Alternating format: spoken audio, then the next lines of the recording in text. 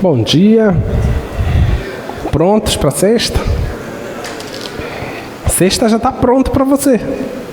Já, a sexta está pronta, a sexta está te aguardando.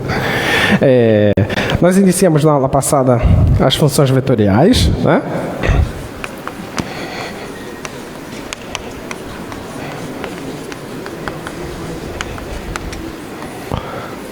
Só relembrando, uma função vetorial, a gente costuma denotar ela por letras gregas, porque na verdade a imagem dela são curvas, né?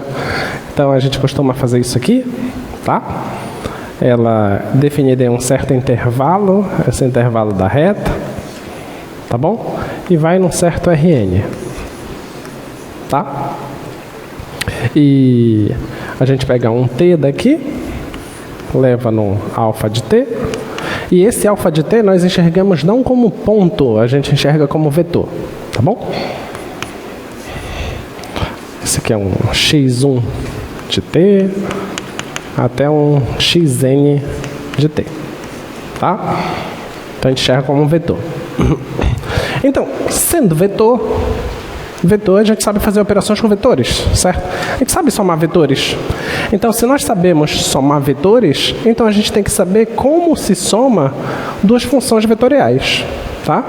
Então, a gente pode fazer, se eu tiver duas funções vetoriais, alfa e beta, claro que elas têm que ser funções vetoriais que elas assumem a sua imagem, assumem valores sempre no mesmo espaço.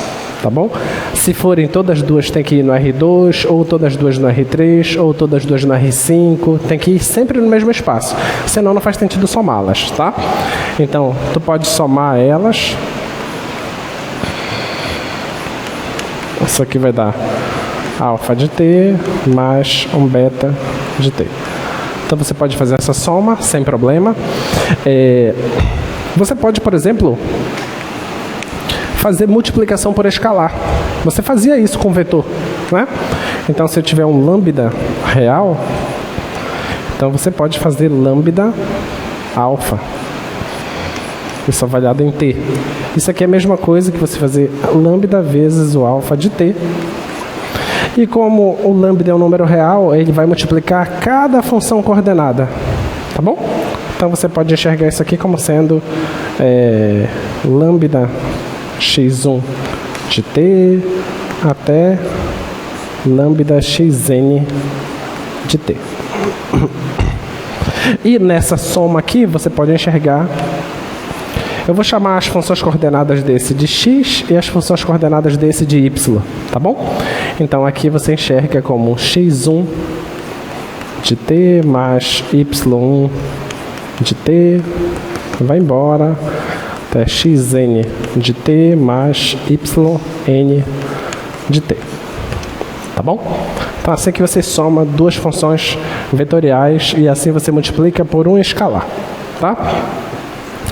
Como a imagem delas são vetores, você também pode querer fazer o produto escalar delas. Tá? Ou o produto interno. Tá bom? Então, você pode fazer um produto escalar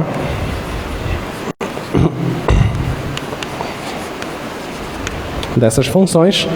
Eu posso pegar um alfa de t e querer fazer o produto escalar com beta de t. Se eu vou fazer o produto escalar entre duas funções, o resultado vai ser o quê? Produto escalar entre duas funções vetoriais. O que é que vai ser o resultado? Um número? Não. Uma função real. Aquela função que a gente estava acostumado a estudar lá no cálculo 1, tá bom? Porque aqui eu estou colocando um t genérico, tá? Eu não deixei um t fixado. Se eu já fixar o t, vai dar um número real. Agora, se esse t mantiver como uma variável, então vai ser uma função que depende de t, tá? Então, isso aqui, o que é que vai acontecer? Vai ser x1 de t vezes y1 de t mais xn de t vezes yn de t. E claro que a gente não vai fazer essa notação, né? A gente já está acostumado a simplificar essas notações isso aqui é visto como somatório de I variando de 1 até N do xi de t, yi de t, tá?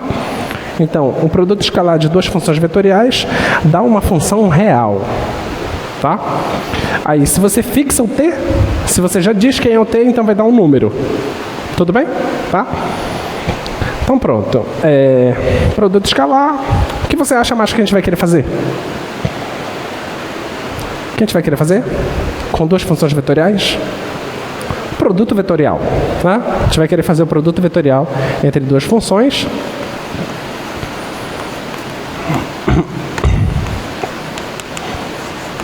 Pode querer fazer o produto vetorial. Claro, o produto vetorial está definido no R3. Então, você não pode pegar duas funções vetoriais que assumem valores em R5 e querer fazer o produto vetorial, que isso não está definido. Tá? Você tem que pegar duas funções que estão definidas em R3. Então, que está definida não, que é só a imagem assume valores em R3. Então, alfa e beta sai de I e vão para R3. Então, o produto vetorial delas, alfa de t, beta de t, é um vetor, né? E a gente já sabe que esse vetor é aquela expressão do produto vetorial, tá?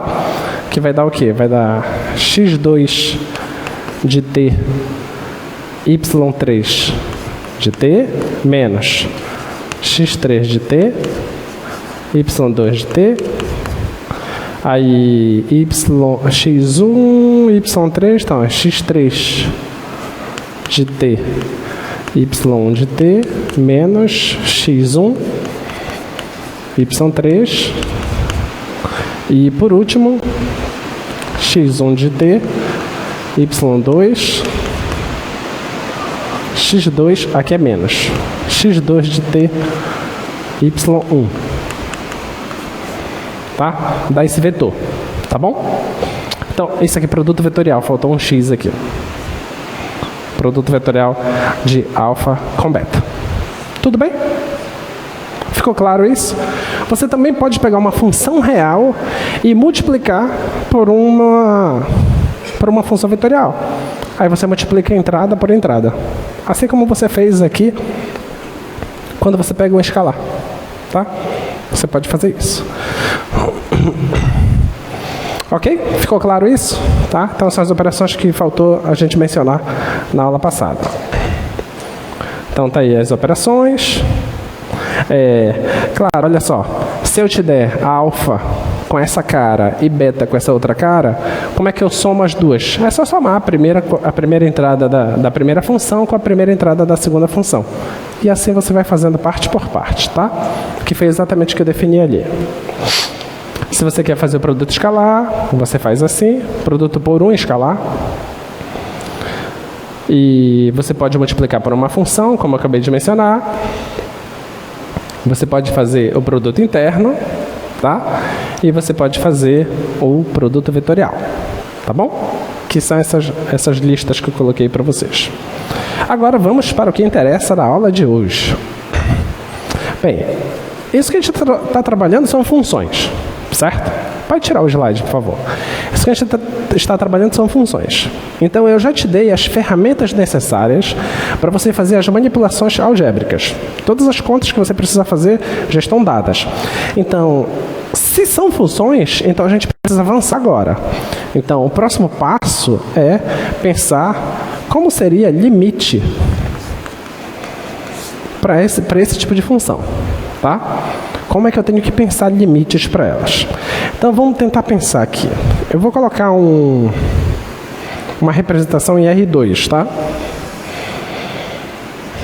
Suponha isso aqui em R2. Suponha que eu tenho aqui o traço de uma função vetorial. Vou colocar ela aqui. Suponha que esse seja o traço de uma certa função vetorial. Tá bom? Suponha agora que eu vou colocar bem aqui assim. Suponha que seja um vetor.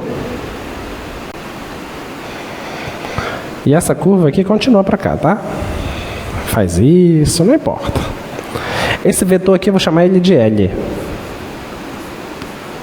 Tá bom? E esse aqui é o traço de uma certa função vetorial alfa. Tudo bem? Tá? Tá aí o L. Agora, todo ponto daqui, desse traço, nós não olhamos para o ponto. A gente sempre olha para o vetor. Então, eu olho para esse vetor aqui. Tá bom? Então, esse é um vetor. Esse aqui seria esse vetor. Tá bom? Esse carinha bem aqui seria esse vetor. Tá? Aí, o que eu vou fazer agora? Eu vou olhar para o domínio. Eu vou olhar para o domínio I. Desse domínio I, a função alfa pega um t aqui e leva num certo alfa de t. Vou chamar isso aqui alfa de t. Tá? Pega esse ponto aqui e leva nesse vetor alfa de t. Beleza? O que eu quero entender aqui é o seguinte. Suponha que existe bem aqui um certo T0. Ou um A. Vou colocar um A aqui. Suponha que existe aqui um A. E eu quero fazer o seguinte. Eu vou começar a me aproximar desse A. Começar a fazer com que esse T fique cada vez mais perto do A. Tanto por valores menores que A, quanto por valores maiores que A. Vou começar a fazer isso, tá? Então, o que eu quero fazer é pegar T, me aproximar de A, tá? Quero fazer isso. Ao fazer isso, eu quero saber o que acontece. O que acontece com alfa de T? Essa é a pergunta que eu tenho que me fazer, tá? Se é essa pergunta que eu quero me fazer, então, no fundo, o que eu estou tentando pensar aqui é o seguinte, isso aqui faz sentido? Essa aqui é a pergunta. Tudo bem? Essa aqui é a minha pergunta. Faz sentido pensar nisso? Quando T se aproxima de A alfa de T vai para onde? Essa aqui é a pergunta, tá? Então, vamos supor que à medida que T chega perto do A, e a função começa a fazer isso aqui. Eu vou me aproximando, ela chega aqui. Eu vou me aproximando, ela chega aqui. Deixa eu mudar de cor. Eu vou me aproximando e ela chega mais aqui. Me aproximo mais ainda e ela chega mais aqui. Me aproximo mais ainda e ela chega mais aqui. E eu começo a perceber que, à medida que eu vou chegando perto do A, o alfa de T vai chegando perto do L. Tudo bem? Tá? Suponha que está acontecendo isso. Então, suponha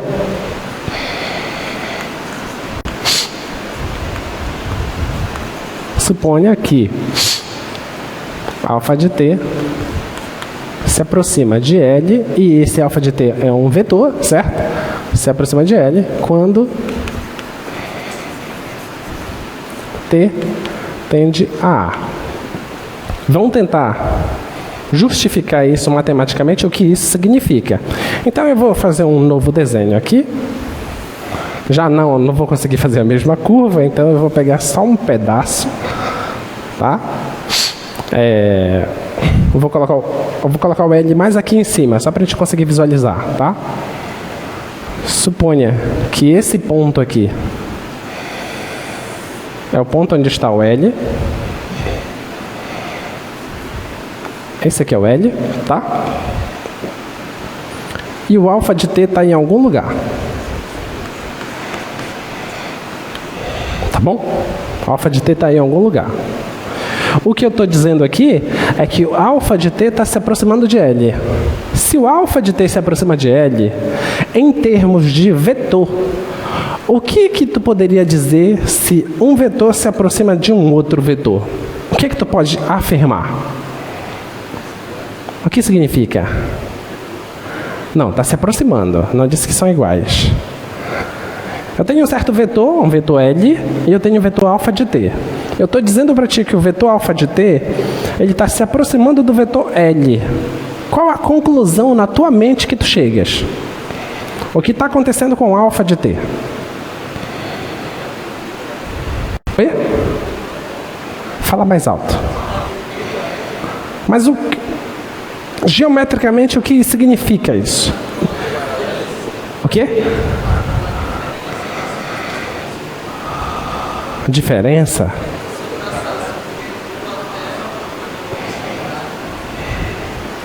Você quer ligar um vetor aqui? Não, eu não quero fazer isso ainda. Eu quero só que tu penses assim. Tem um vetor L que tu já conhece, tá bom? Suponha que todo mundo já sabe que é um vetor L. Aí eu te digo assim, olha, eu tenho um vetor alfa. Você não sabe quem é esse vetor alfa, tá? Eu tenho um vetor alfa que ele está se aproximando desse vetor L. Qual a intuição que você tem sobre esse alfa, então? Que ele está tendendo a ser paralelo. O que mais? Ele está tendendo a ter o mesmo tamanho, certo? O que mais? A direção que eu falei do paralelismo. Então ele está tendendo a ser paralelo e ele está tendendo a ter o mesmo sentido. Deu para entender? Então, só faz sentido eu pensar que um vetor está se aproximando de um outro vetor se essas três características estão acontecendo. Eles tendem a ter o mesmo tamanho, a mesma direção e o mesmo sentido. Agora, como é que a gente vai garantir isso? Como que a gente vai garantir isso é o que você pensou agora. Como é que eu faço com que esse alfa de t se aproxime muito do L?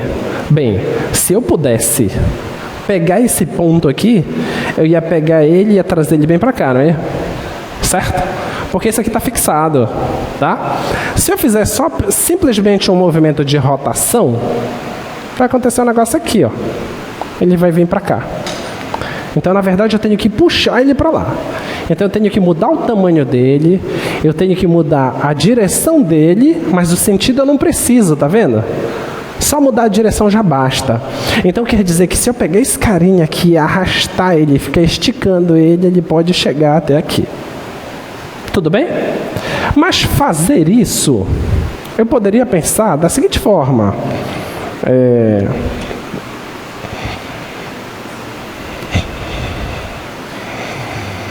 Eu vou olhar para esse vetor. Esse vetor vermelhinho aí. Quem é esse vetor vermelhinho?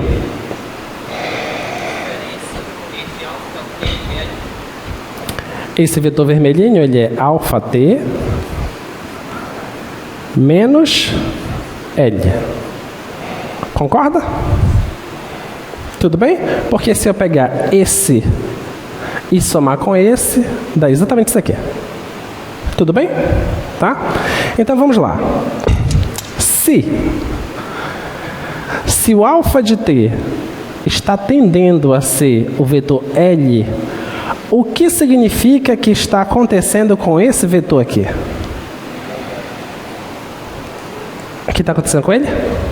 Ele está tendendo a ser o vetor nulo. Tudo bem?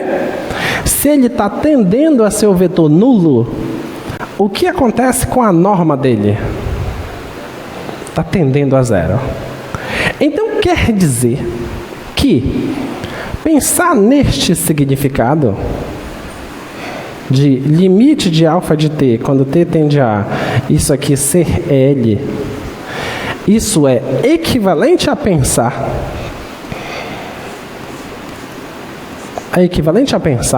que a norma do vetor alfa de t menos L, isso vai para zero. Ficou claro? Tá? Então, essas duas coisas são equivalentes. Tudo bem? Tudo bem até aqui? Tá? Então, pronto. Então, é isso que eu quero que vocês pensem agora. Agora, como seria, então, em termos de épsilos e delta, né? Porque é claro que a gente vai querer falar de épsilos e delta, né? Mas onde é que está o épsilon e o delta? Eles estão aí. E vocês estão enxergando ele. Vamos pegar isso aqui. Limite de alfa de t com t indo para A, isso ser L. Vamos tentar entender. Esquece que são vetores, pensa que são funções e números. Se a gente pensa que são funções e números, como é que era a escrita lá?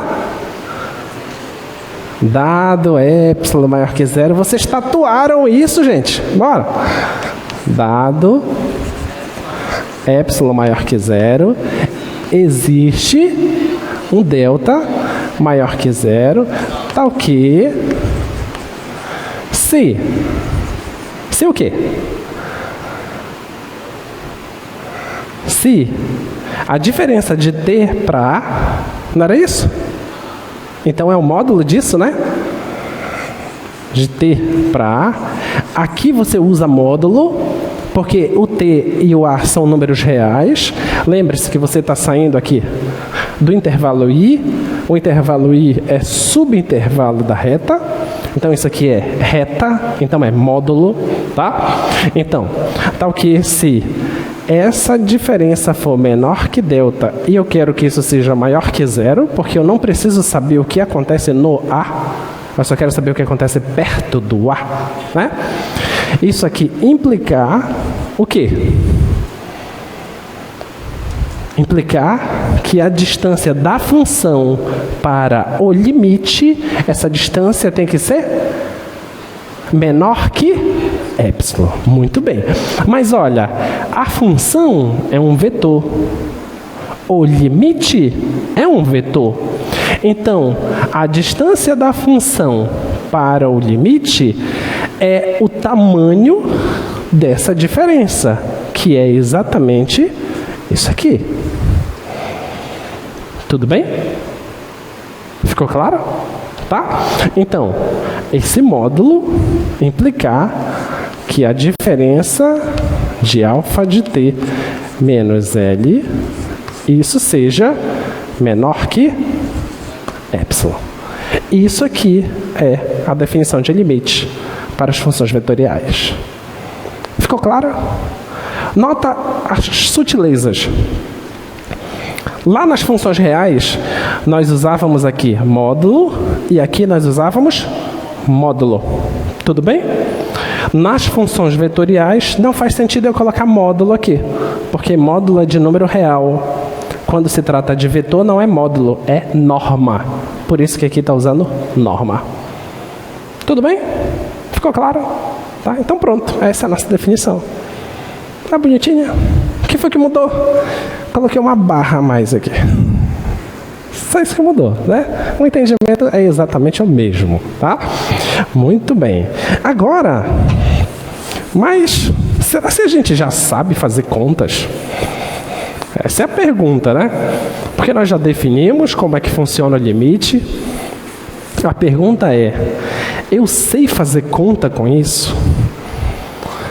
Vamos lá. Se alfa de t é x1 de t até um certo xn de t, eu quero saber como é que eu faço para calcular o limite de t tendendo a A da alfa de t.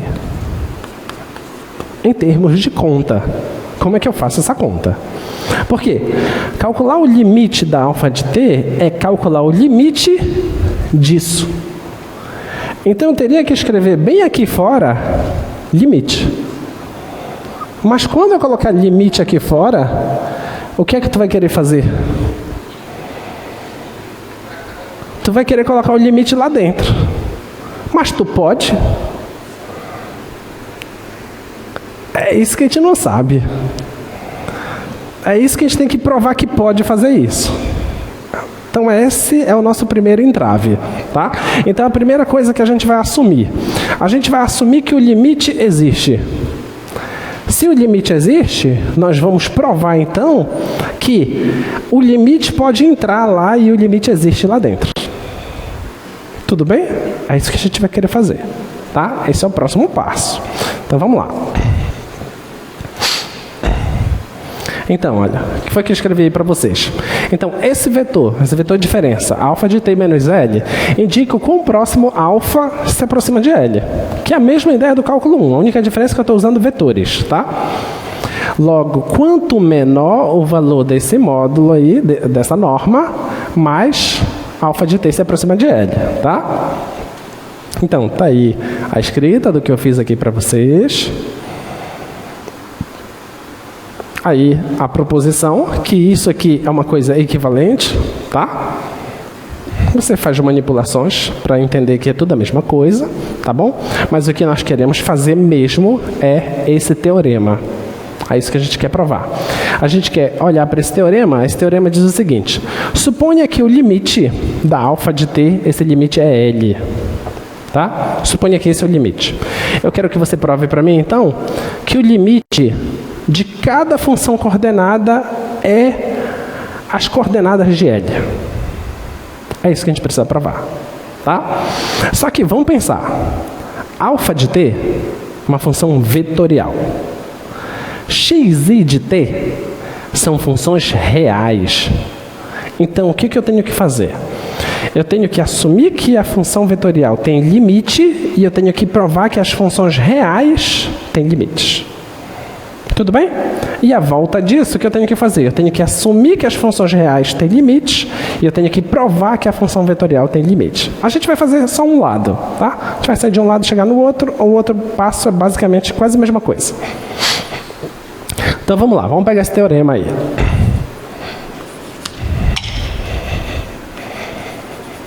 Então, nosso teorema diz o seguinte: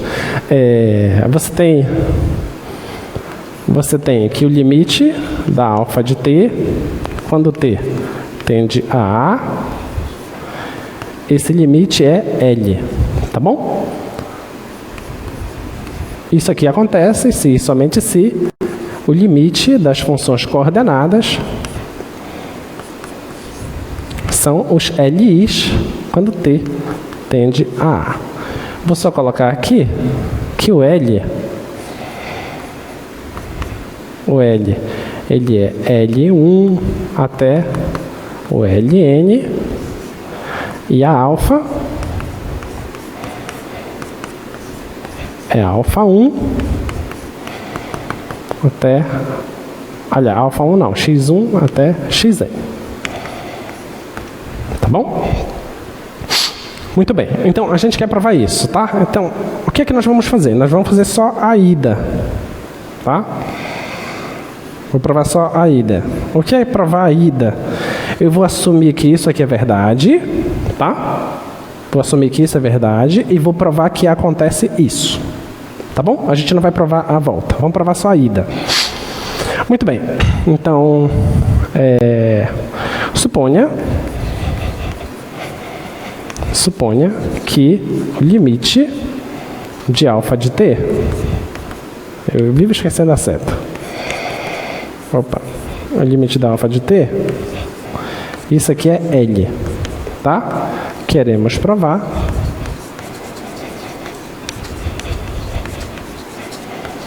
que o limite da xi de t, quando t tende a A, nós queremos provar que isso aqui é Li. Isso para todo I. Para todo I, só colocar todo I, que é de 1 a N, tá bom? Muito bem, a gente quer fazer isso para todo I.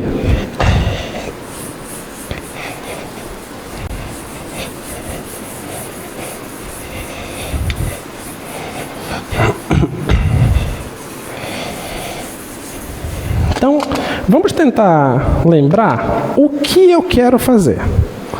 Eu quero fazer isso. Isso que eu quero provar, tá? Mas o que é isso? Isso aqui eu sei de cálculo 1. Porque isso aqui é uma função real, tá? Então, o que é que nós sabemos disso? De C1, sabemos que esse limite aqui, xi de t, quando t tende a igual a li, significa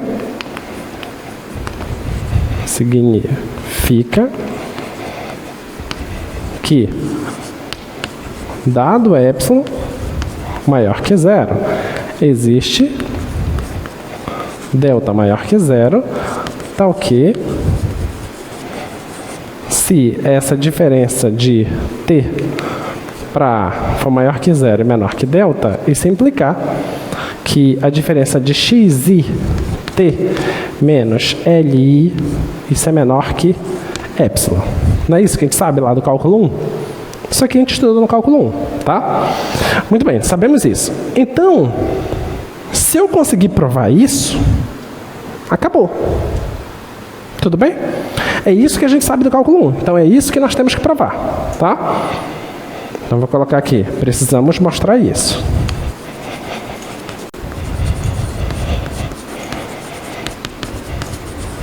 É isso que a gente precisa mostrar, tá?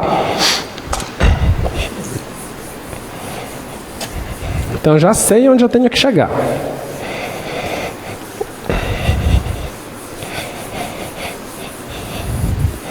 Se eu já sei onde eu tenho que chegar, então eu vou pegar logo esse carinha bem aqui, tá? Observe que esse módulo aí, xi t menos li, o que é isso? Você consegue escrever isso de outra forma? Como você escreveria isso? Xi de t menos li. Como vocês fariam? Não.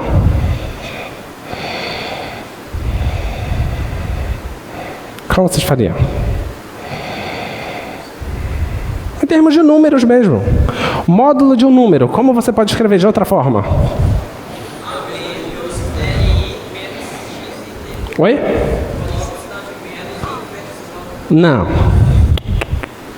Não. Não. Qual parte? Desculpa, qual parte? Não. Você. Eleva ao quadrado. Exato. Isso aqui é a mesma coisa que a raiz quadrada de xi t menos li ao quadrado. Concorda? Sim ou não? Não é a mesma coisa? Porque você pode cancelar o quadrado com a raiz. Como você não sabe se isso aqui é positivo ou negativo, isso tem que sair dentro de módulo. Tudo bem? Tá? Então pronto, isso é a mesma coisa que isso. Muito bem. Agora, o que é que você sabe como verdade? Você sabe como verdade que isso aqui acontece. Certo? Você sabe como verdade que isso aqui acontece. No início da aula, nesse mesmo quadro, eu disse para você que isso aqui é equivalente à diferença desses dois, a norma disso, ir para zero. Lembra que eu falei isso? Tá? Então, sabemos, vou escrever bem aqui, sabemos que limite de alfa de t com t indo para a igual a L é equivalente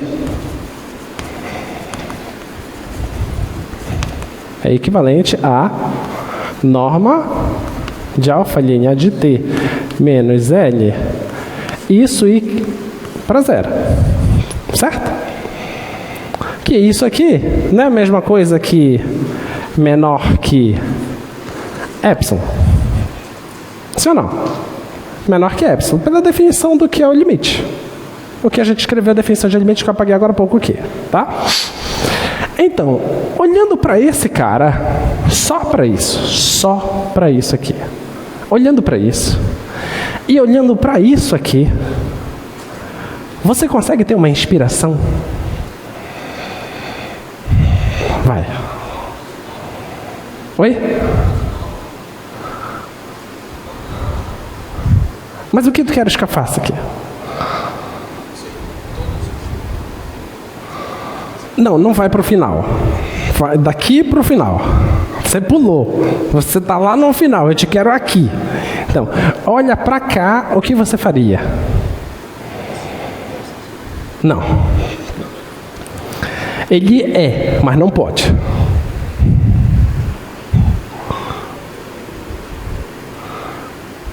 Vai.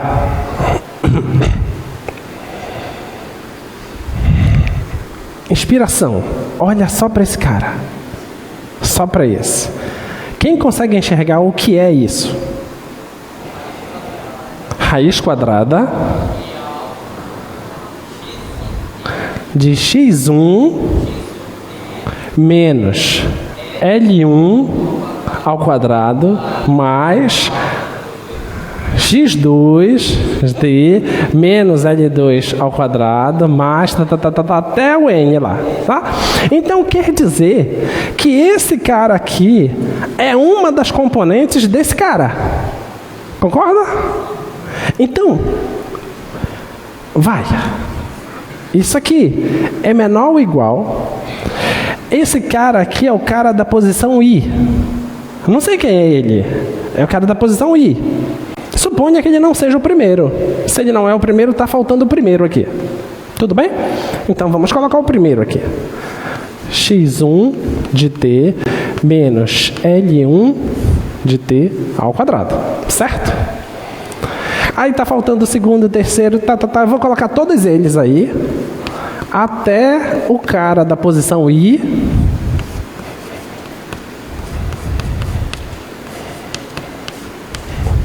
mas até o cara da posição N.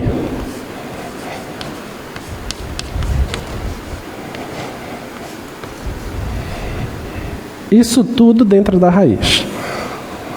Você concorda que isso aqui é maior ou igual que isso aqui? Sim ou não? Porque vamos comparar os dois. Compara os dois. Exatamente essa parcela está bem aqui. E a diferença da parte de baixo para a parte de cima é que eu acrescentei um monte de parcelas aí. E as coisas que eu estou acrescentando aí, elas nunca são negativas. Beleza? Então, certamente esse aqui ou mantém igual a esse, se todos os outros forem igual, zero, ou vai ser maior. Tudo bem? Muito bem. Então, pronto. Então, esse cara aqui é menor ou igual que esse. Mas o que é isso?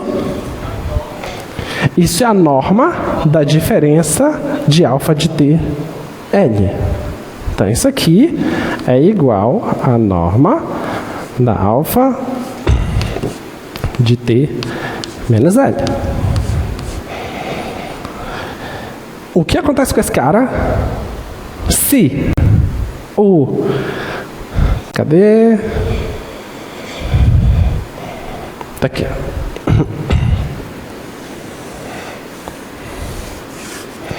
Se o limite de alfa de t é L, o que acontece com a diferença de alfa de t para L?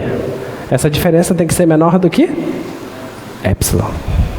Isso aqui tem que ser menor que epsilon. Certo? Então, dado epsilon,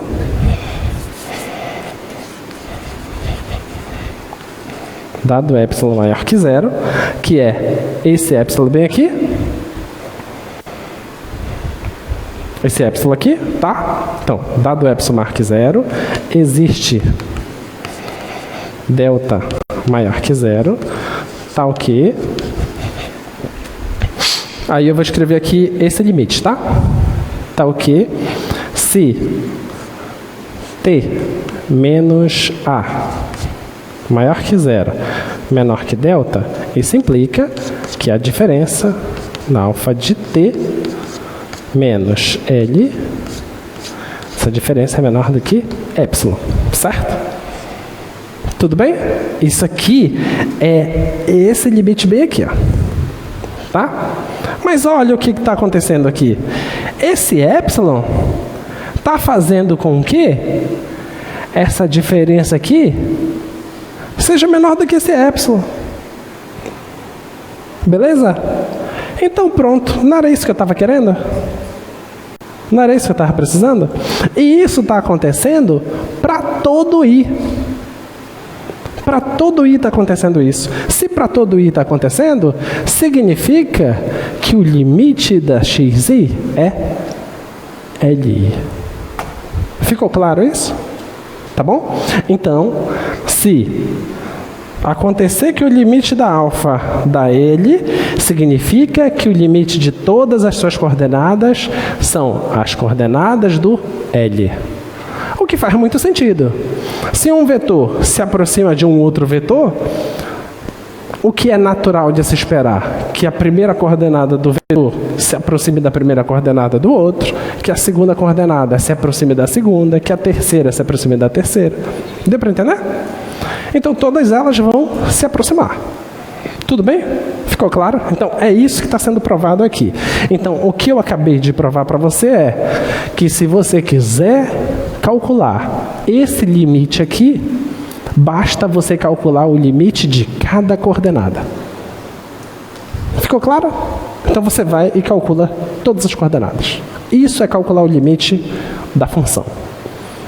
Tudo bem?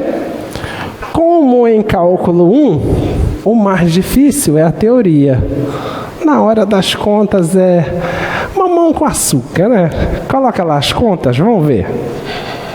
Para vocês verem que a coisa é simples demais. Projeta lá. Primeira questão. Coisa simples a gente faz de cabeça. A gente não faz conta, não. Primeira questão. Vamos lá. Vocês conseguem calcular esse limite? Sim ou não? Conseguimos ou não? Como é que a gente tem que fazer? A gente tem que pegar esse limite com t tendendo a 3 e colocar para dentro. Certo? Você calcula o limite da primeira função coordenada, calcula o limite da segunda função coordenada e o que der é o vetor resultante. Tá? Vamos lá, de cabeça. O primeiro, quanto é que dá o primeiro? O limite de t menos 3 dividido por t quadrado menos 8 quando t tende a 3. Quanto é que dá? Dá quanto? Dá 0. Certo? Não é uma função racional? Função racional é uma função contínua. Se ela está definida nesse ponto, é só substituir lá, acabou. Deu 0. A segunda lá, quanto é que dá? Em cima está dando 2 e embaixo está dando 2. O resultado é 1. Acabou. Que coisa linda, né? Então pronto, olha como a vida de vocês é tão facilitada quando você aprendeu o cálculo 1. Né? Se você sabe o que é limite, pronto, resolveu. Agora a gente vai se divertir, né? Vamos para a segunda, que tem gente que já está fazendo a segunda, que eu sei. Vamos para a segunda. Percebeu que a escrita da segunda já está diferente da escrita da primeira? Na primeira eu não coloquei parêntese. Eu coloquei a simbologia de vetor. Na segunda eu coloquei parêntese. Alguém sabe me dizer por quê?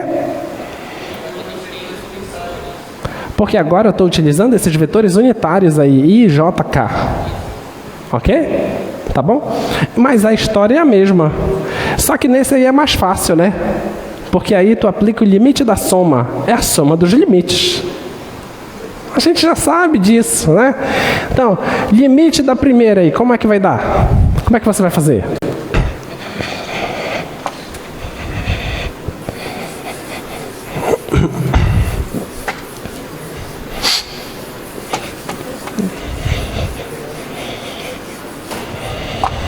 Deixa eu pegar aqui.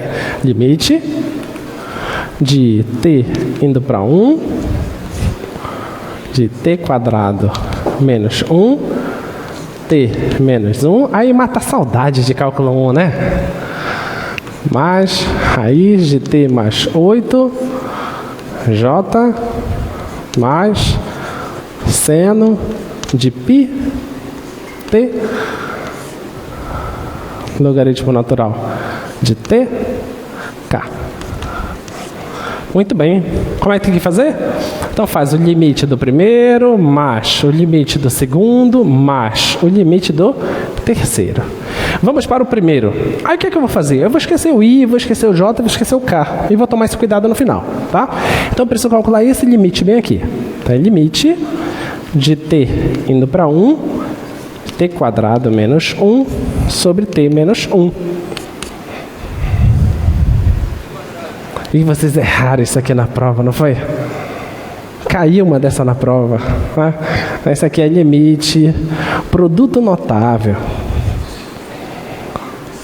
7º ano, né? Aí tem gente que deve estar pensando aí, essa praga do 7º ano não me larga, não? É que ele te ama demais. Ó. Então agora tu faz o quê? Cancela, né? Esse diz. Cancela aqui. Vai ficar o quê? Limite de t mais 1 que dá 2. Pronto. Vamos para o segundo. Limite de t indo para 1. Raiz de t mais 8. Aí aqui é uma função contínua. É só jogar direto, né? Vai ficar 1 com mais 8 dá 9. Raiz de 9 é 3.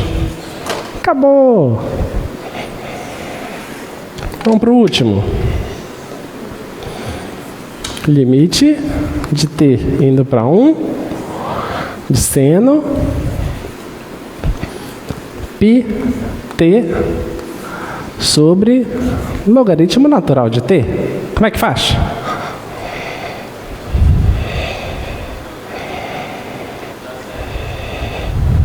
Como é que faz? Quando vocês estavam lá fazendo o cálculo 1, estava iniciando o cálculo 1, aí vinham os enxeridos que já estudaram lá na frente. Posso fazer L'Hopital? Tu nem estudou ainda, Pet. Aí já queria fazer. Agora que vocês já estudaram, ninguém fala, né? Vocês já estudaram. Tá aqui, ó. Se t vai para 1, o que é que vai acontecer bem aqui? Vai dar π. Seno de π é o quê? 0. Olha aqui embaixo. Logaritmo natural de 1 é o quê? 0. 0 sobre 0 é uma indeterminação. Agora sim, né? Agora eu uso L'Hopital, né? Aí então tu usa L'Hopital. Então, limite com t indo para 1. Quanto é a derivada disso aqui? Regra da cadeia, né? π cosseno πt. Dividido, quanto é a derivada do logaritmo? 1 sobre t. Aí tu aplica o limite agora. Aplicando o limite aqui, isso aqui não vai dar menos 1? Vai dar menos 1, então vai dar menos π. E aqui vai dar 1. Então essa resposta vai dar menos π. Tu vai entregar a tua prova assim? Não, porque a resposta de um limite de uma função vetorial é um vetor. Então você tem que entregar um vetor como resposta. Então qual é a sua resposta? É o vetor 2, 3 e menos π. Essa que é a sua resposta. Beleza? Tu não vai me entregar em parêntese isso. Tu vai colocar a notação de vetor. Ficou claro? Não é fácil vetores? Não é fácil limite? Função vetorial? Ah, eu disse para vocês que cálculo 2 é legal.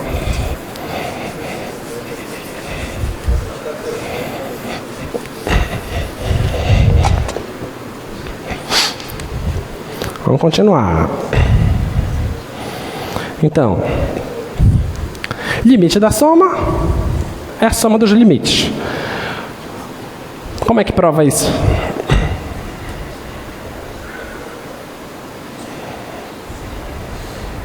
Como é que prova isso? Limite da soma é a soma dos limites. A gente vai usar o que nós sabemos de cálculo 1, tá? Então, o que é que nós vamos fazer? Vou só dar uma ideia da prova aqui para vocês saberem como faz, tá? Limite da soma. Claro que tem que ser funções vetoriais que assumem valores do mesmo espaço, tá? Então, limite de t indo para a, alfa de t mais beta de t. Pode projetar aqui. Olha, como é que eu faço isso? Bem, somar duas funções vetoriais eu já sei como é que soma. Então isso aqui vai ficar assim, ó. Limite de t indo para A, eu sei que vai dar um vetor. Vai ser x1 de t mais y1 de t, vírgula, e vai embora, né? Até o xn de t mais yn de t. Certo? Não é assim que soma duas funções vetoriais? A primeira com a primeira até a última com a última. Agora, vem o que nós acabamos de provar. Que quando você quer calcular o limite de uma função vetorial, é equivalente a calcular o limite de todas as suas entradas. Então, esse limite entra. Certo? Então, isso aqui vai ficar igual limite de t indo para A de x1 de t mais y1 de t limite de t indo para A do xn de t mais yn de t.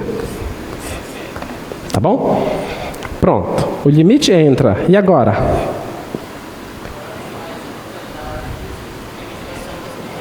Aqui eu sei que o limite da soma é a soma dos limites. Por que eu sei?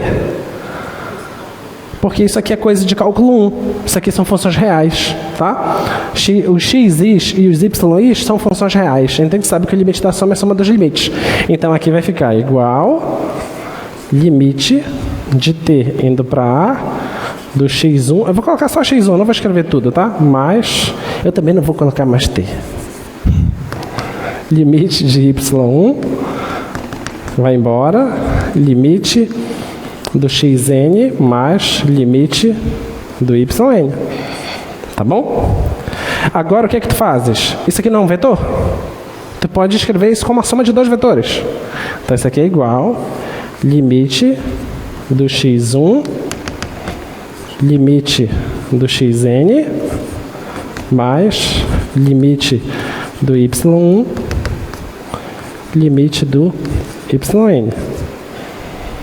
Percebeu que agora o limite ele estava aqui fora da soma, agora ele já está em cada um dos dois? Tá? Isso aqui é o quê? Esse carinha aqui é o limite da alfa, certo?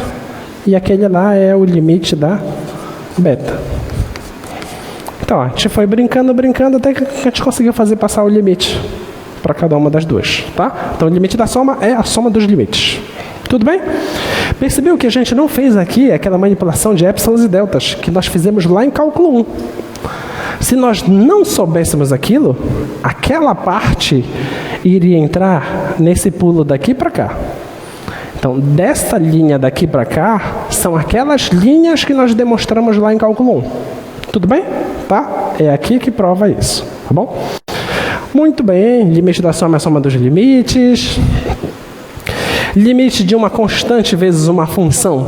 Mesma história, porque essa constante ela multiplica com todas as entradas da função vetorial. Limite do produto escalar. Como que você acha que vai acontecer? O produto escalar de duas funções vetoriais não vai dar uma função real? Não vai dar. x1 de t vezes y1 de t mais x2 de t vezes y2 de t. Não vai acontecer isso? Que vai dar uma soma, né? Aí tu aplica o limite nessa soma. E aí são funções reais. O limite da soma é a soma dos limites. Depois vai ficar um produto. Em funções reais a gente sabe que o limite do produto é o produto dos limites. Então pronto, acabou. Tá? A produto vetorial, mesma história. É só fazer contínuo. Só seguir os dados, tá? Então pronto. E o que seria uma função contínua? Uma função vetorial contínua, né? O que é uma função contínua?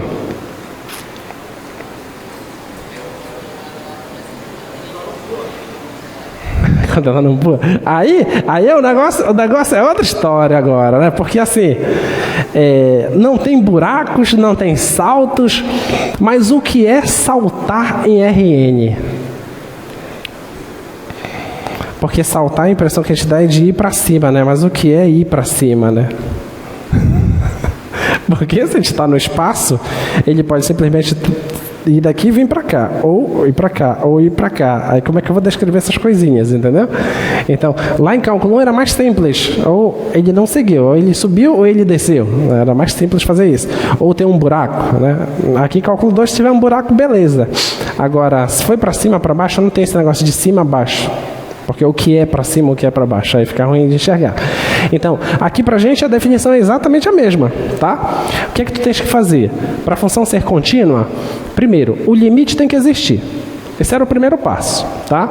A função precisa estar definida no ponto e a imagem da função nesse ponto tem que ser igual ao valor do limite nesse ponto. Essa que é a definição de função contínua, tá bom?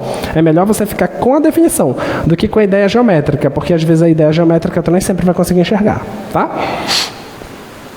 Muito bem, então, já que é isso, então vamos para esse exemplo aí. Será, projeta lá? Será se essa função aí é contínua? O que vocês acham? Qual é o domínio dessa função?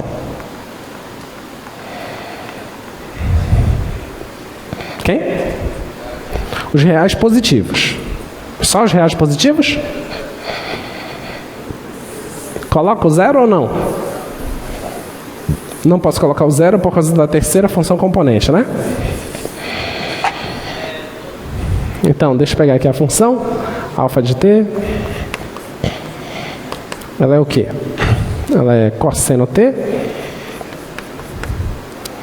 Exponencial de t. 1 sobre t, raiz de t.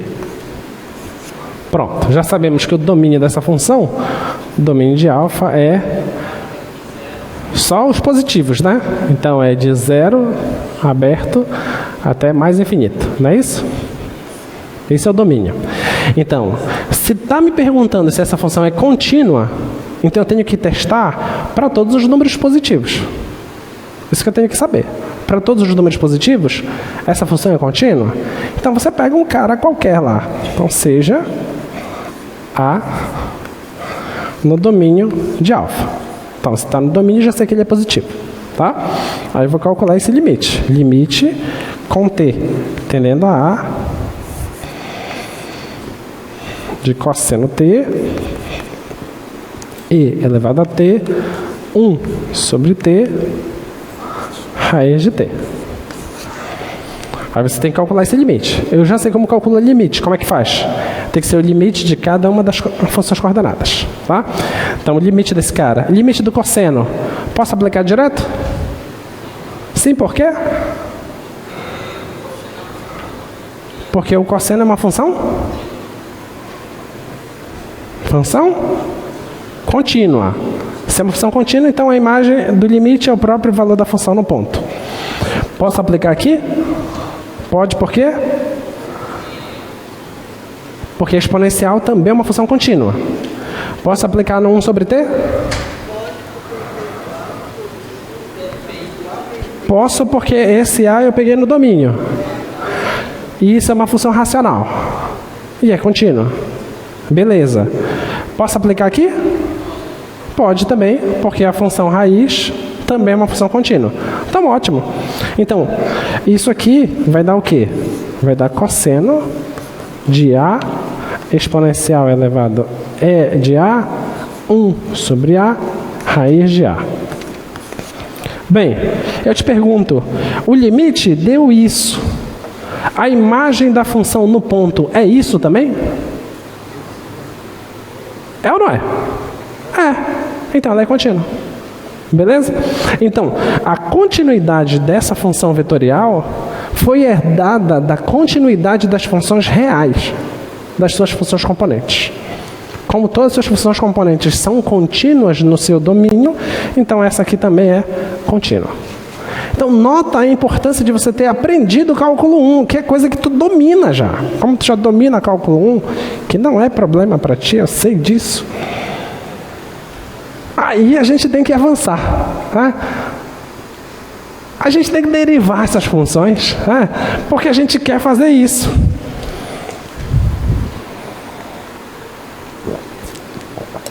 Então, a gente vai pegar a mesma ideia do Newton, né? Do Newton, do Leibniz. Vamos pegar a ideia deles e ver como seria derivar então uma função vetorial. Então vamos pensar o seguinte, ó. Então seja alfa de t é uma função vetorial.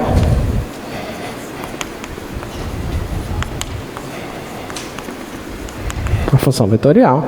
E t0, um cara que está no domínio da alfa. Tá bom? Eu quero saber como é que fica a alfa' de t0. Tá? Uma setinha aqui, uma setinha aqui. Tá bom. Quero saber o que significa isso. Tá? Isso que eu quero saber. Bem, pegando a ideia lá do Newton e do Leibniz, vamos ver como ficaria t0. Na ideia deles, o que é o limite que representa a derivada?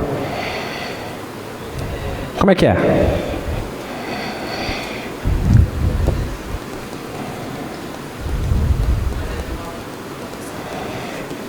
Como é que é? Limite de h indo para 0. Quem você colocava bem aqui? A função, né? Só que nossa função é uma função vetorial. Então, tudo bem. Alfa. Só que como eu estou aqui no t0, eu vou colocar t0 bem aqui, tá? t0 mais h.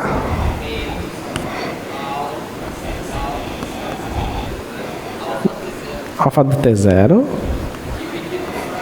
dividido por h. Não era essa a ideia do Leibniz e do Newton?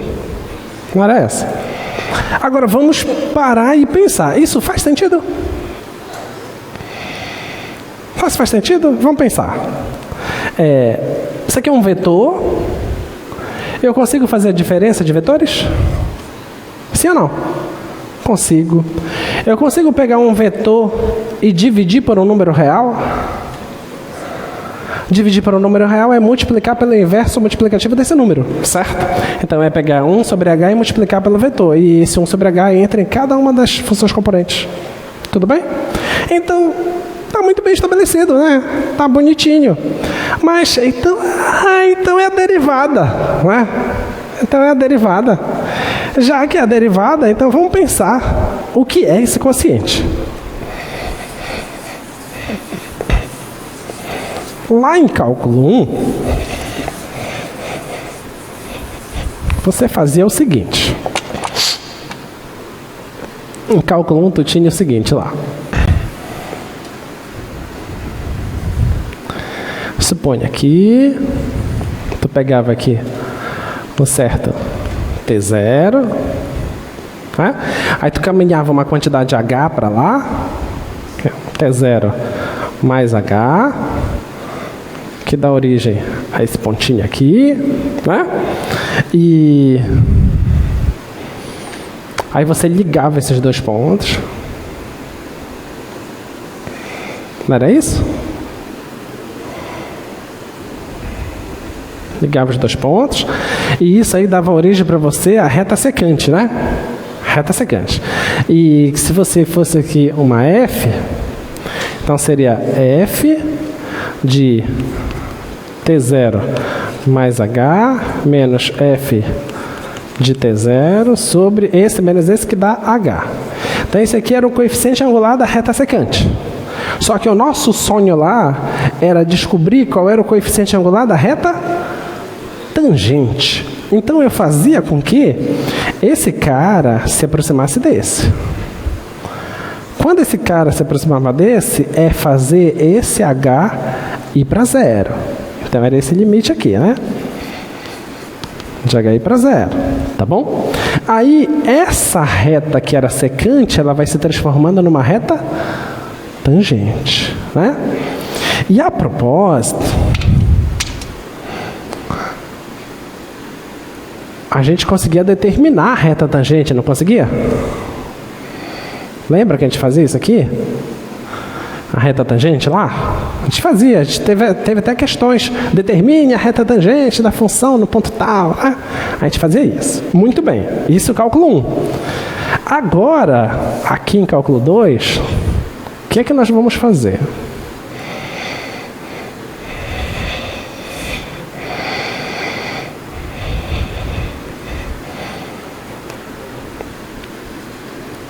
Suponha que você está aí com a sua curva, tá?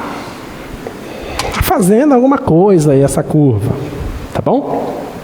Aí eu vou puxar mais para cá um pouquinho. Aí eu vou pegar esse ponto bem aqui assim, tá?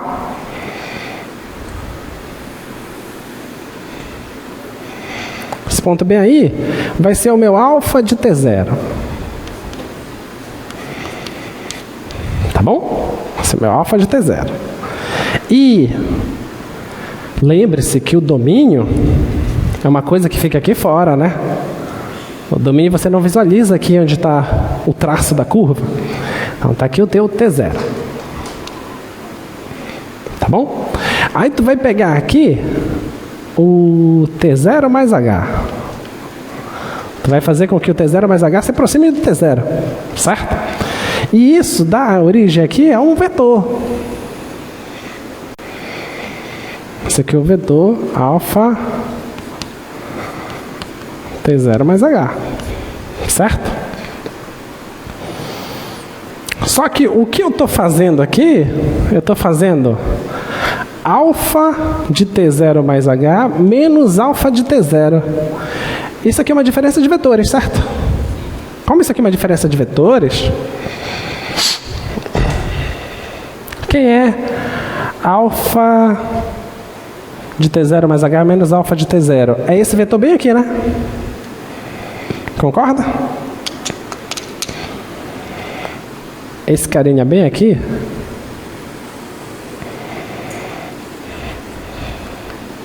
Ele é o alfa de T0 mais H menos o alfa de T0. Aqui vetor. Certo? Porque se você pegar esse e somar com esse, vai dar exatamente isso aqui. Tudo bem? Tá? Agora, você quer dividir isso por H. Mas dividir por H não é multiplicar por um número real? É ou não é? Quando você pega um vetor e multiplica esse vetor por um número real, o que acontece com o vetor? Possibilidades. Vai. Ele aumenta ou ele...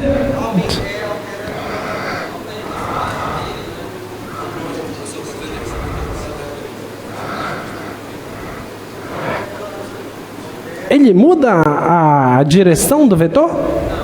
Não muda a direção do vetor. Não muda. Ou seja, o vetor não muda de inclinação. Tudo bem? Não muda de inclinação. Mas ele pode mudar de sentido?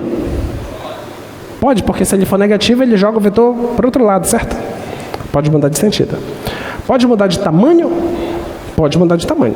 Então, quer dizer que ele pode mudar de sentido ou tamanho, né? Pode mudar as duas coisas, inclusive, ao mesmo tempo. Então, quer dizer que... Mas a direção mantém, certo? Então, se esse aqui é o alfa de T0 mais H menos alfa de T0, vamos pensar mais ainda. Dependendo desse H, esse vetor pode ficar grandão ou ele pode ficar pequenininho, não pode? Certo? Muito bem. Então eu vou colocar ele como se ele fosse maior. Então ele vai ser esse cara que ele passa aqui assim.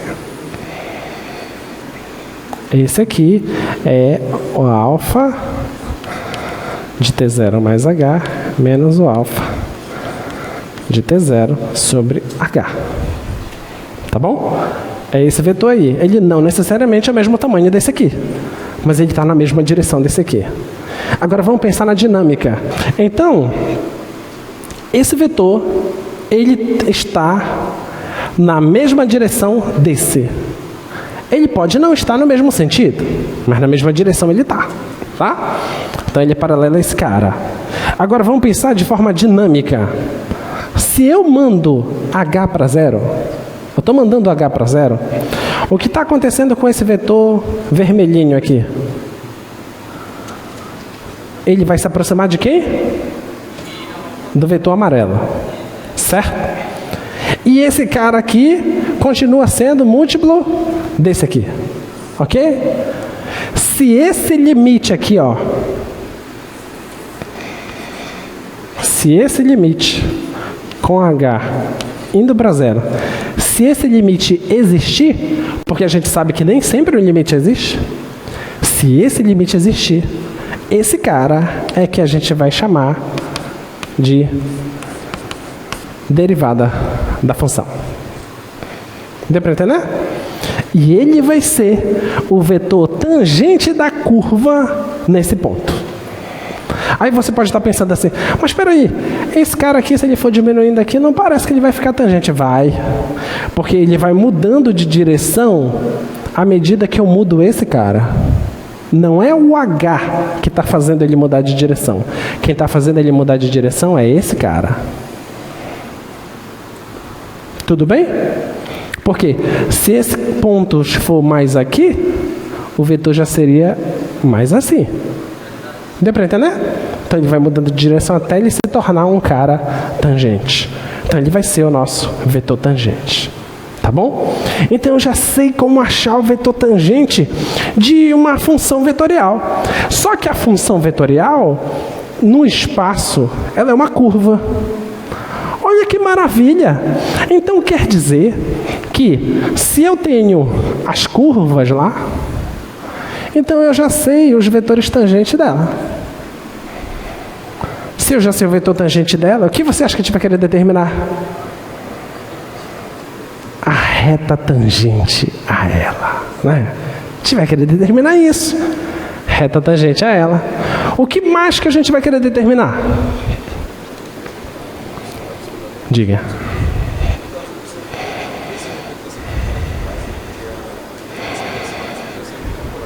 Esse aqui. O vetor.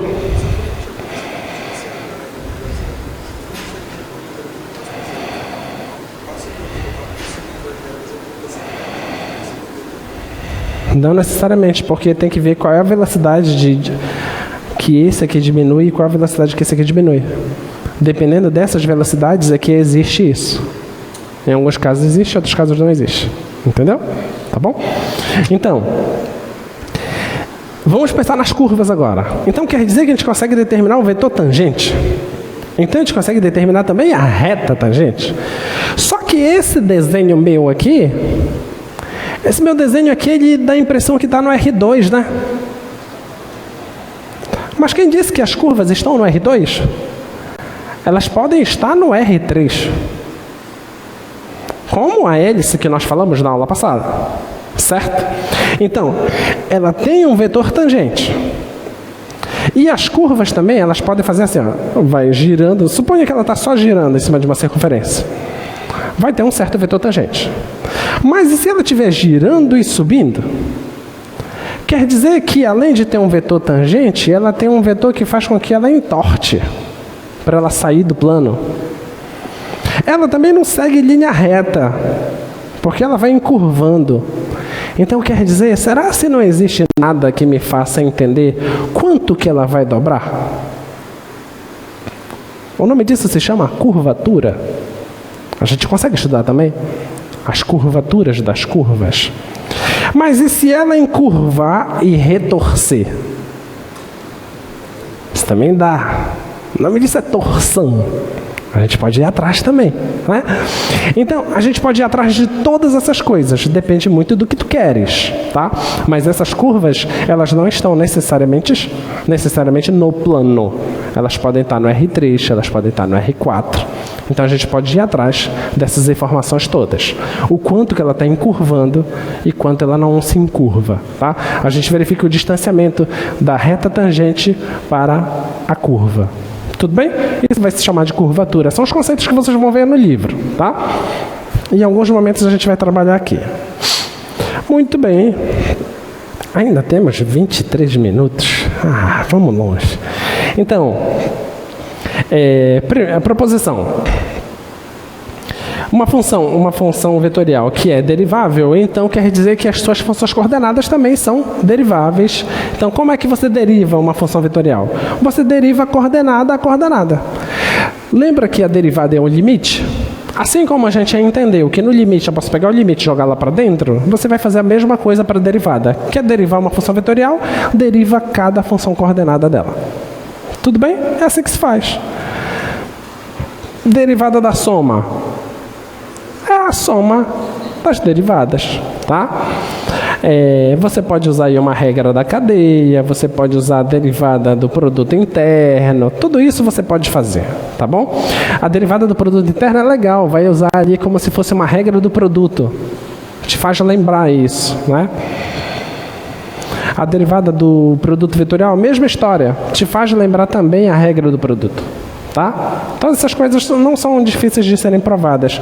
Naquela mesma ideia que eu fiz aqui para vocês para limite, é exatamente a mesma ideia da demonstração. Por isso que eu fiz aquele para vocês se inspirarem, quem quiser fazer a demonstração, só fazer a mesma ideia. Então vamos agora para o que interessa, né? Vamos para a derivada. Você já sabe o que é a derivada de uma função vetorial. Então você já sabe calcular. Vai, de cabeça. Derivada dessa função vetorial. 6t² menos 2t. Então não vai colocar mais zero na prova. Não, tá. Vírgula. 1 sobre t. E secante ao quadrado. Tu não esqueceste a derivada da tangente, né? Porque se tu esquecer essas coisas não vai dar em nada, né? Vamos lá. O vetor posição de uma partícula é dado em metros por essa função. Determine o vetor velocidade dessa partícula. Como é que faz isso? O vetor velocidade é a derivada da função vetorial. Então é só pegar a função e derivar. Me diz uma coisa, tem como não fechar a prova? Não tem como. É aquilo que eu falo para vocês. Os conceitos, as demonstrações, os detalhes, as sutilezas matemáticas é que são um pouco complexas. Mas depois que você entende isso, na prática, na hora de fazer as contas, são coisas simples. Mas assim, tu precisa compreender os conceitos. Precisa compreender eles, porque senão não faz sentido o que você está fazendo. Você nem compreende o que você está fazendo. Tá? Então, qual é o vetor velocidade dessa partícula aí? 0, 1 e 2t. É 0, 1, 2t. O que significa o vetor velocidade ser 0 na primeira coordenada?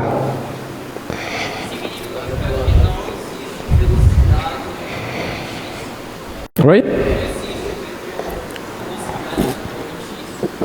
Não existe vetor velocidade na componente x. Por que não existe velocidade na componente x?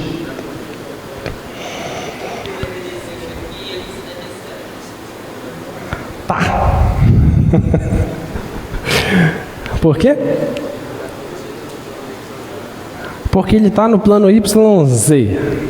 É isso?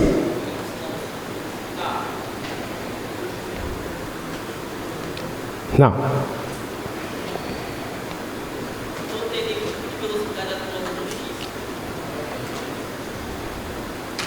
Como está esse ponto?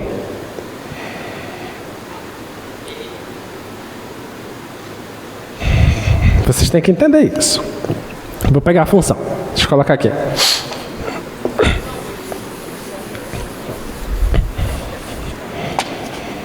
Vamos lá. A função é isso aqui. S de t igual 1t² Tá bom? Essa é a função vetorial. Não vou esboçar ela.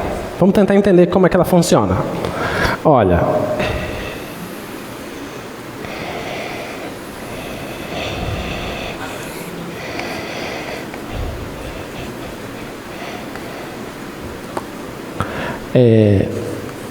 x é 1, y é t e z é t quadrado. Tá bom? É isso que acontece, tá? Essas são as equações paramétricas. Agora vamos tentar pensar. Esquece essa. Você esquecer essa, você concorda que z é igual a y ao quadrado? Sim ou não? Z é igual a y ao quadrado, tá? Isso aqui é o quê? Uma função quadrática, uma parábola, tá? Eu tenho que olhar para o plano O, YZ, tenho que olhar para esse plano e nesse plano desenhar essa parábola. Nesse plano. Tudo bem? Desenhar essa parábola. Então, isso aqui é x, isso aqui é y, isso aqui é z. Tá?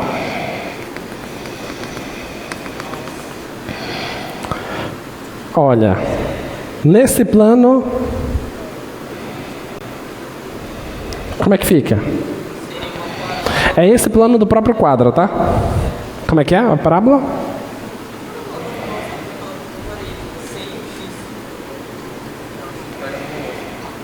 Você acha que é assim a parábola? Certeza? Mas é vocês que têm que me dizer como é. Eu vou colocar um outro exemplo, porque eu acho que vocês só sabem com x e y.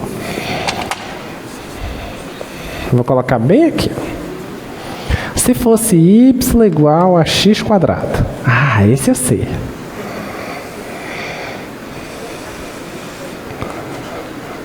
Vou colocar bem aqui, ó. Y, x. Como é o desenho disso aqui? Não, agora não pode falar. Agora tem que responder isso aqui. Como é a parábola desse aqui? É a parábola que vocês já sabem. Tá? É isso aqui. Tá bom? Nota y igual a x quadrado. Certo? Agora você tem o que aqui?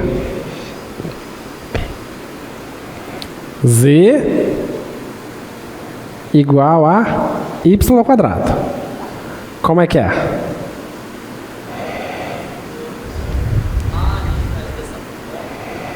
Não sei. Eu quero que vocês me deem certeza. Como é? Vamos. Vai ser assim a parábola? Vai ser assim, que é z igual a y quadrado. Então vai ser essa parábola bem aqui. Aqui. Deixa isso aqui por enquanto, tá? Só que essa parábola, ela está bem fraquinha, né? É que eu não quero que apareça mesmo, eu quero que fique só bem fraquinha, porque não é esse o resultado. Deixa esse bem aqui, tá? Agora, o que é que ele diz aqui pra gente?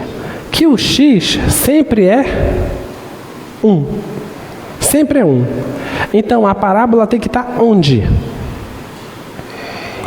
Eu tenho que pegar ela e arrastar ela para frente na direção do 1.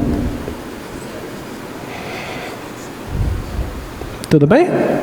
Então, o traço dessa curva é um negócio assim, ó. Ok? É uma parábola que ela está com um vértice bem aqui, tá? Esse que é o traço dessa curva. Beleza? Aí tira esse pontilhado aqui, que era só pra gente entender. Agora o desenho é esse bem aqui. Tudo bem? Pergunta. Se suponha que eu não desse, eu digo assim, ó, o x está livre. Seria o quê? Então você pega a parábola e arrasta. Vai ficar um negócio lá, tipo um vale, assim, tá? Tipo uma canaleta, tá bom? Ia ser isso, tá? Mas aqui no nosso caso é só essa parábola, tá bom?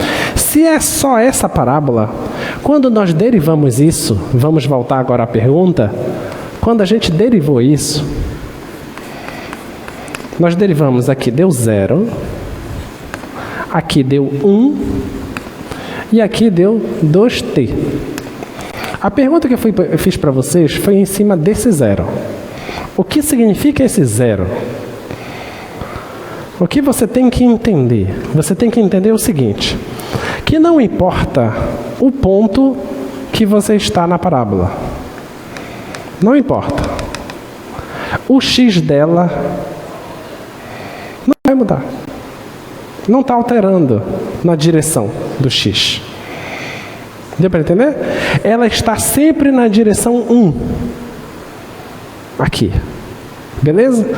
Ela está sempre na direção 1. Era isso que tu queria dizer que estava no plano? Então ela está no plano x igual a 1. Certo? Ok? Então, isso. O que tu queria dizer é que ela está nesse plano x igual a 1, né? Isso. Tá bom? Então, a coordenada x dela não está mudando. Ela está fixada na coordenada x. Tá bom? A coordenada dela sempre é 1. Então, ela não tem variação nessa coordenada. Nas outras ela tem. Ela vai variando. Mas nessa coordenada não. Tá? O que ele quer dizer aqui é que ele não sai desse plano. Ele está preso nesse plano. Tá bom? Se tivesse mudança aqui, significaria que ela sairia desse plano em algum momento. Tá? Mas como não tem, ela fica presa nesse plano. Ela tem curvatura, ela muda de direção, mas só dentro desse plano. Desse plano ela não sai. Tá? Muito bem.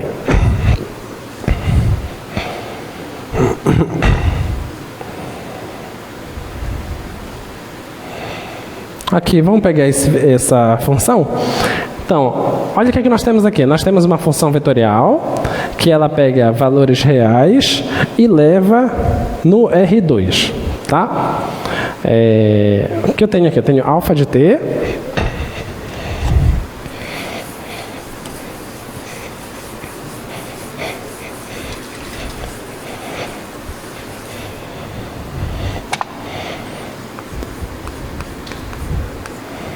Alfa de t igual a 1 mais 2 cosseno t, 3 mais seno t. Tá. Eu estou pedindo para você determinar o vetor tangente e a reta tangente não vai fazer parte da reta tangente. Nesse parâmetro t igual a π sobre 3. Então, o que é que eu tenho que fazer? Eu quero em t igual a π sobre 3. O que é que eu tenho que fazer para determinar o vetor tangente nesse ponto? O que é que eu faço? Derivo alfa' de t, a derivada disso dá o quê?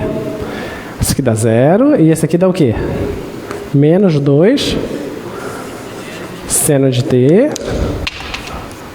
O que mais? Aqui dá cosseno t, certo? Nota que esse vetor tangente está apresentando para mim que tem variações em x e tem variações em y. Tá? Então, ele não vai ficar parado em uma direção, ele sempre vai estar variando. Beleza? Agora, quanto é a alfa' de π sobre 3? Vai dar o quê? π sobre 3, substitui bem aqui. π sobre 3 dá 60, né? Quanto é o seno de 60? Ok? Bora, vocês querem que eu lembre disso? Raiz de 3 sobre 2. Cosseno de π sobre 3? Meia. Aí você cancela. Então isso aqui vai dar menos raiz de 3, meia. Pronto. Esse é o vetor tangente. Tudo bem? Ficou claro? Tá? Muito bem. Que bonitinho, né? A gente consegue fazer de cabeça isso aqui? Determine o vetor tangente. Não, vamos fazer a reta tangente. No ponto 1, 2, vai. Projeta lá, por favor.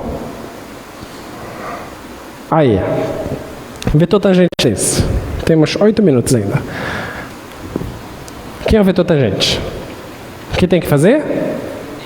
Derivar. Derivada de t quadrado. 2t. Derivada de 2t? 2. Então, no ponto 1, 2, como é que eu faço?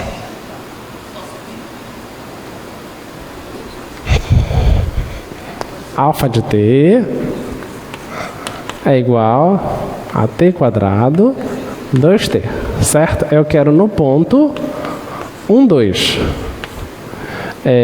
Já fiz, pode projetar aqui. Alfa linha de t, eu já fiz que deu 2t, 2. Agora, como é que eu faço o vetor velocidade nesse ponto? Como é que você achou t igual a 1? Você tem que descobrir quem é o t que faz com que a função passe por esse ponto, né? Então, pronto. Então, se você substituir t igual a 1, 1 quadrado vai dar 1, 2 vezes 1 dá 2. Beleza. Então, basta pegar o t igual a 1. Isso aqui implica que o t é 1. Então, o vetor tangente é em 1. Isso aqui vai dar 2. E aqui também 2. Beleza? Tudo bem? Não. Porque assim, quando você tem a curva, vou pegar esse aqui. Quando você tem a curva, eu posso te fazer várias perguntas sobre a reta tangente ou o vetor tangente. Eu posso perguntar assim para você: nesse ponto P, quem é o vetor tangente? Posso fazer essa pergunta, tá? Aí você tem que pensar assim: peraí, mas para eu calcular o vetor tangente, eu preciso saber quem é esse t aqui, ó. Entendeu? Mas ele me deu o ponto. Se ele me deu o ponto, eu tenho que olhar para a função para descobrir quem é o t. Entendeu? Vamos supor que eu tivesse te dado o ponto P igual a... Não é esse caso aqui. Tivesse te dado o ponto 1, 1, 1. Eu quero saber quem é o vetor tangente nesse ponto. Aí tu tem que pensar, qual é o t que faz com que essa curva passe por esse ponto? Bem, se tu colocar aqui t igual a 1, vai dar 1. Colocar 1 aqui, 1 quadrado também dá 1. Então, é o t igual a 1. Então, é esse cara que eu tenho que ir atrás. Então, eu primeiro faço o processo de derivação e depois eu pego esse t que eu descobri através desse ponto e substituo lá para achar o vetor tangente. Tá bom? Então, foi isso que a gente percebeu aqui, que nós derivamos, nós sabíamos que nós queríamos nesse ponto, mas a gente não sabe quem é o t desse ponto. A gente olha para esse ponto e olha para a função. Quando é que essa função passa por esse ponto? Bem, se o t for 1, 1 quadrado, 2 vezes 1, 1. Poderia ser que tivesse outro. Se tivesse outro t, aí é outra história. Porque nós poderíamos ter aqui uma coisa assim.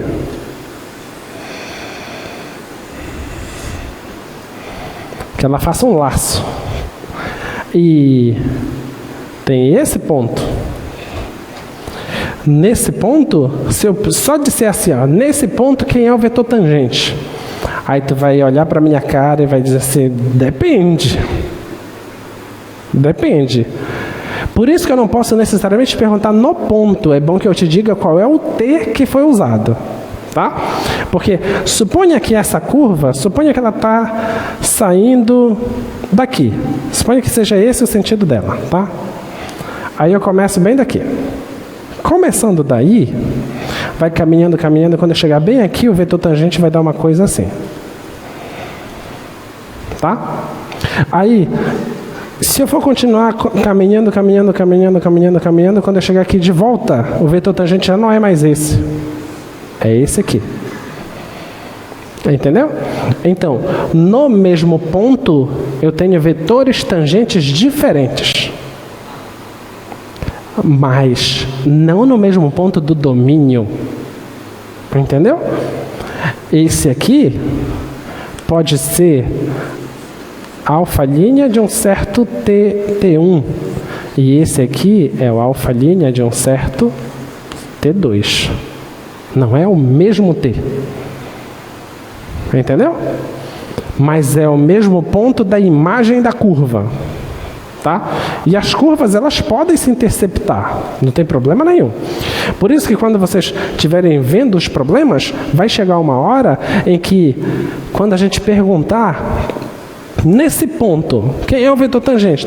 A primeira preocupação que tem que ter peraí, essa curva não tem alta interseção? Porque se ela tiver alta interseção, eu posso ter várias respostas. Entende? É por isso que é mais interessante você perguntar no tempo tal qual é o vetor tangente. Tá? Aí eu tenho que olhar para o domínio. Tá bom? Muito bem. Temos 2 minutos. Deixa eu ver se ainda tem mais alguma coisinha. O versor é só uma questão de tentar melhorar as coisas, que é aquele, tu vai pegar um vetor, que é um vetor que tem tamanho unitário, tá? Então o versor, tu pega o vetor tangente e divide pela norma dele, tá bom? E na próxima aula, o que a gente faz? A gente vai integrar as funções vetoriais. Claro, né? Claro! Por que a gente vai querer integrar elas? Porque essas funções vetoriais, elas são curvas. Se elas são curvas, o que você acha que eu quero dessas curvas?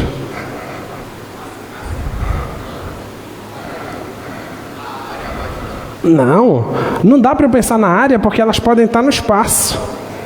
Entendeu? Quando elas estão no plano, aí eu penso nas áreas abaixo dela. Mas elas estão no espaço. O que você acha que eu vou querer atrás? Não. Porque são curvas. As curvas vai estar uma coisa unidimensional embaixo delas. Não é isso que eu quero. Eu quero o comprimento dessa curva. É isso que eu quero. Eu vou atrás do comprimento dela. Então, se eu vou atrás do comprimento dela, qual é a primeira coisa que você vai fazer? Lá em cálculo 1, o que foi que nós fizemos? Você tinha o gráfico da função e a gente derivava, não derivava? E depois tirava a raiz quadrada de 1 mais a derivada ao quadrado da função e integrava isso. Acho que era isso. Deve ser alguma coisa parecida com isso. Esse era o comprimento de arco que a gente chamava lá. Aqui a gente vai atrás disso. Aqui a gente vai derivar a função vetorial, a gente vai achar o vetor tangente, vamos tirar a norma desse vetor e depois a gente integra essa coisa aí. E a gente vai achar o comprimento da curva, tá? Porque essa curva não necessariamente está no plano, ela pode estar no espaço. Tá bom? A gente vai atrás disso, tá? Tchau, tchau.